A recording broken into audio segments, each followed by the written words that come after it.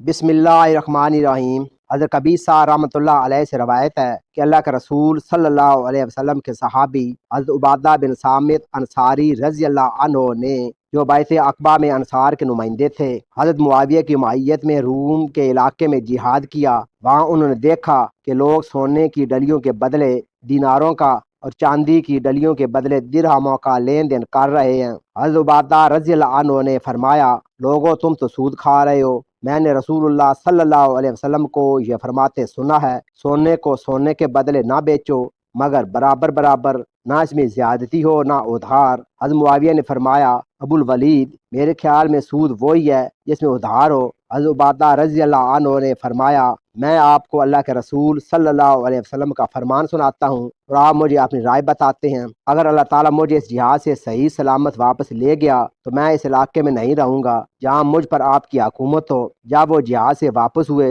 تو حضرت معاویہ کے ساتھ شام جانے کی بجائے مدینہ جا پہنچے۔ حضرت عمر رضی اللہ عنہ نے فرمایا، ابو الولید، آپ یہاں کیوں تشریف لے آئے؟ حضرت عبادہ رضی اللہ عنہ نے واقعہ بیان فرمایا اور حضرت معاویہ کے ساتھ رہنے کے بارے میں جو کچھ کہا تھا وہ بھی بیان فرمایا۔ حضرت عمر رضی اللہ عنہ نے فرمایا، ابو الولید، اپنے علاقے میں واپس چلے جائیے، اللہ برا کرے اس علاقے کا جس میں آپ اور آپ جیسے افراد نہ ہوں۔ اور حضرت معاویہ کو لکھ بھیجا، عبادہ رضی اللہ عنہ پر آپ کی کوئی حکومت نہیں۔ عبادہ رضی اللہ عنہ نے جو کچھ کہا ہے لوگوں سے اسی کے مطابق عمل کراؤ، کیونکہ شریعت کا حکم یہی ہے۔ سنن ابن ماجہ حدیث نمبر 18۔